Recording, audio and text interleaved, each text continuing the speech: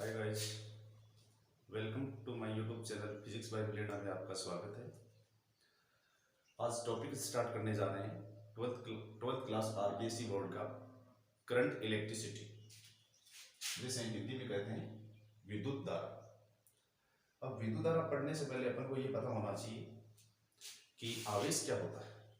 तो आवेश के बारे में मैं यहाँ पे नहीं बताऊंगा क्योंकि इलेक्ट्रोस्टैटिक्स के अंदर मैं आवेश के बारे में बता चुका हूँ। तो विद्युत धारा की अगर बात की जाए तो आवेश के प्रवाह की दर को विद्युत धारा कहते हैं। क्या कहा मैंने? आवेश के प्रवाह की दर को विद्युत धारा कहते हैं, जिसे अपन आई के द्वारा लिखते हैं। आई बराबर होगा D Q by D T. D Q क्या है? यहां पर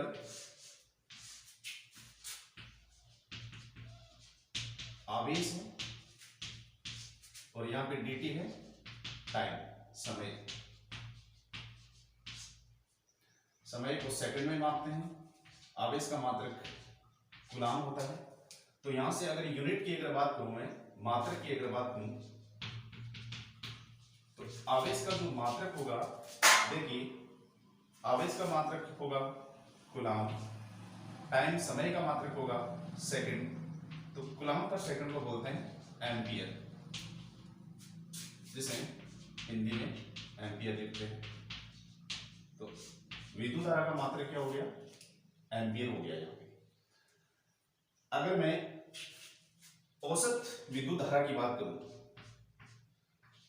एवरेज विद्युत धारा की अगर बात करूं, तो कुल आवेश बटा कुल समय होता है। अगर इंग्लिश में बोला जाए तो टोटल आवेश, total charge upon total time.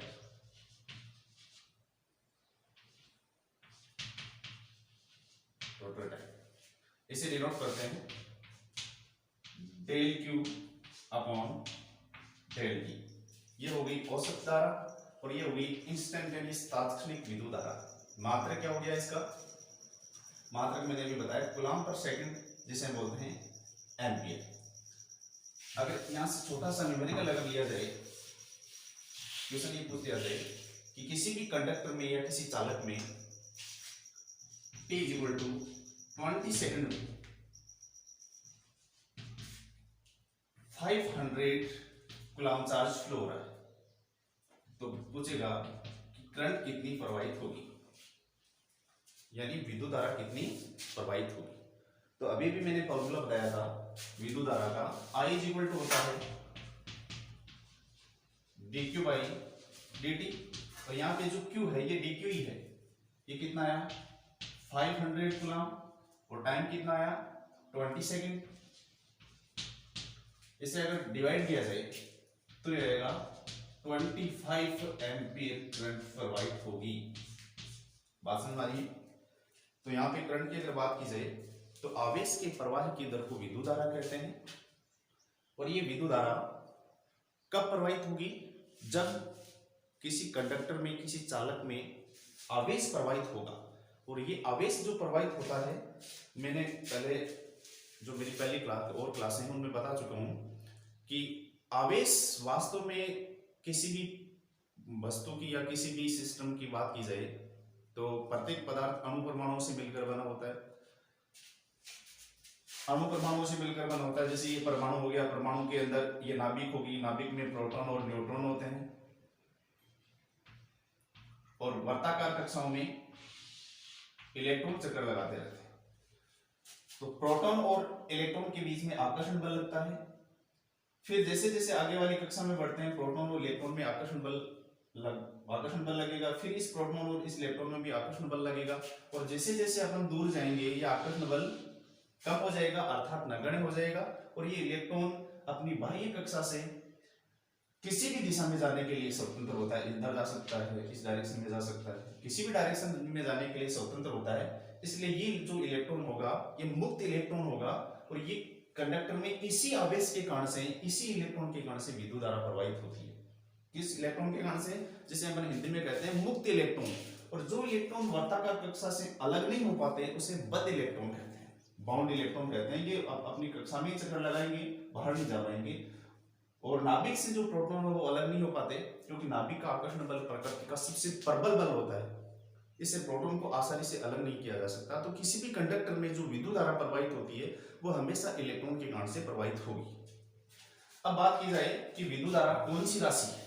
जैसे 11th क्लास में आपने पढ़ा होगा सदिश और अदिश राशि। तो यहाँ पे जो विद्युत धारा है, ध्यान रखिए, विद्युत धारा एक अदिश राशि होती है।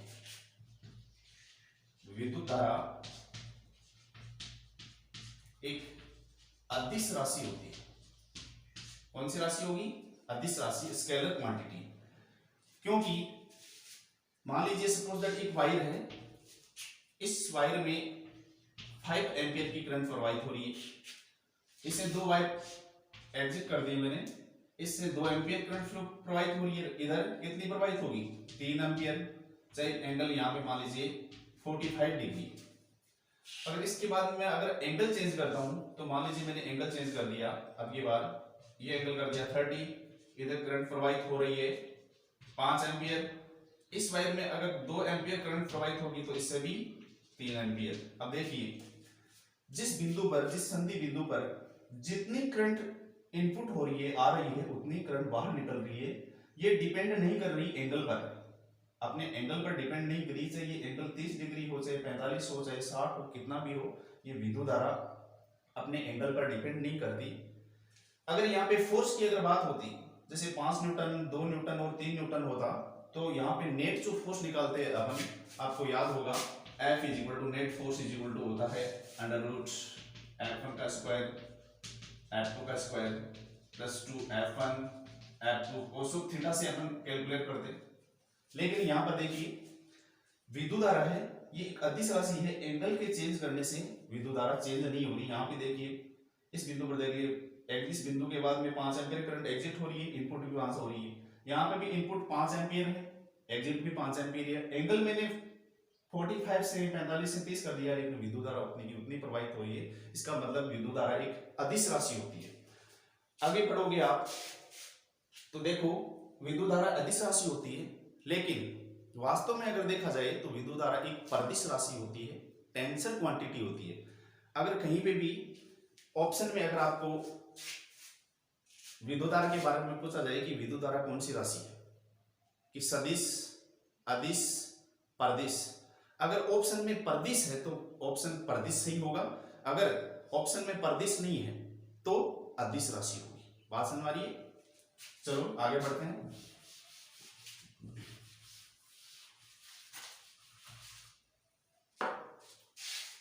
धारा घनत्व की बात की जाए, धारा घनत्व जिसे जे के द्वारा लिखते हैं। अब धारा घनत्व क्या होता है? एकांक समय, एकांक क्षेत्रफल से प्रवाहित विद्युत धारा को धारा घनत्व कहते हैं। अर्थात विद्युत धारा बटे अनुप्रस्थ काट क्षेत्रफल, विद्युत धारा बटे अनुप्रस्थ काट क्षेत्रफल से प्रवाहित विद्युत धारा को अपन क्या बोलते हैं? धारा घनत्व। एकांक क्षेत्रफल से प्रवाहित विद्युत धारा को धारा घनत्व कहते हैं। मान लीजिए सपोज दैट, ध्यान रखना यहाँ पे, एक मैंने कंडक्टर लिया, एक कंडक्टर बोले तो तार लिया, और तार का अनुप्रस्थ काट क्षेत्रफल इस प्रकार से इसको काटा गया है, और इसमें जो करंट प्रवाहित हो रही है वो प्रवाहित हो रही है I। तो इधर देखिए, इसमें देखा जाए तो करंट की डायरेक्शन यही है I। अनुप्रस्थ काट क्षेत्रफल, ये जो फ्रंट का जो एरिया है, अनुप्रस्थ काट क्षेत्रफल की अगर बात की जाए तो अनुप्रस्थ काट क्षेत्रफल की जो डायरेक्शन होती है, एरिया हमेशा एक सदिश राशि होती है, वेक्टर क्वांटिटी होती है, वो हमेशा पृष्ठ के लंबवत डायरेक्शन में शो करते हैं। तो ये जो क्षेत्रफल है इसकी डायरेक्शन हो गई इधर, और मान लीजिए यहाँ पे स्मॉल एरिया ले लिया मैंने, इतना सा अगर एरिया लिया है स्मॉल ए, तो इसको मैंने लिख दिया डी ए, और ये एंगल हो गया बीच का थीटा। अगर यहां से मैं धारा घनत्व निकालना चाहूं, अगर यहां से मैं धारा घनत्व निकालना चाहूं तो धारा घनत्व की अगर बात की जाए तो मैक्सिमम करंट कब प्रवाहित होगी, जब एरिया इसी डायरेक्शन में होगा। तो यहां से अगर देखा जाए तो J बराबर होगा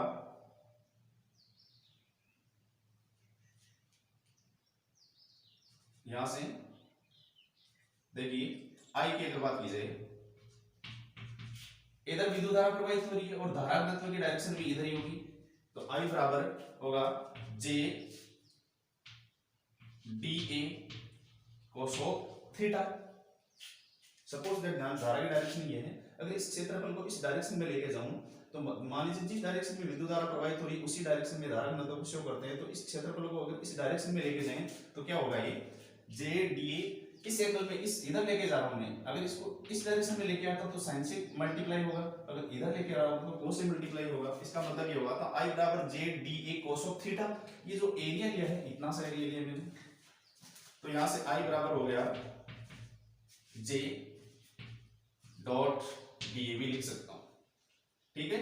और अगर मैं कुल एरिया की अगर बात करूं तो यहां से I बराबर हो गया integration of J dot DA, या ऐसे भी लिख सकते हैं integration of J dot J DA cos of theta. ये होगी टोटल करंट होगी। इस प्रकार टोटल करंट अपन कैलकुलेट कर सकते हैं। अब धारा घनत्व की अगर बात की जाए तो मैंने अभी भी फॉर्मूला बताया था, यहां से देख लीजिए आप, J बराबर I अपॉन A। तो I बराबर क्या हो गया यहाँ पे J इंटू A। मात्रक अगर यहां से निकालना चाहिए, धारा घनत्व अगर मात्रक निकालना चाहिए यहां से I बराबर J इंटू A हो गया। अगर धारा घनत्व का मात्रक निकालें तो देखिए यहाँ पर इस फॉर्मूले के अकॉर्डिंग विद्युत धारा का मात्रक क्या होता है, एम्पियर। क्षेत्रफल का मात्रक क्या होता है, मीटर स्क्वायर। तो इसका मात्रक क्या हो गया, ampere upon metre square. Ampere upon metre square इसका मात्रक होता है। और धारा घनत्व एक सदिश राशि होती है। देखिए आप cos ऑफ थीटा जो आता है, डॉट और cos ऑफ थीटा आता है, हमेशा सदिश राशि के लिए इंक्लूड किया जाता है। तो एम्पियर पर मीटर स्क्वायर इसका क्या हो गया, मात्रक हो गया। और धारा घनत्व एक सदिश राशि होती है, अदिश राशि नहीं होती है। तो विद्युत धारा के बारे में मैंने बता दिया, धारा घनत्व के बारे में बता दिया। और नेक्स्ट जो क्लास होगी मैं जल्दी से जल्दी अपलोड करूंगा। तब तक के लिए बाय। और ये मेरा जो यूट्यूब चैनल है इसको सब्सक्राइब, लाइक एंड शेयर जरूर कीजिएगा।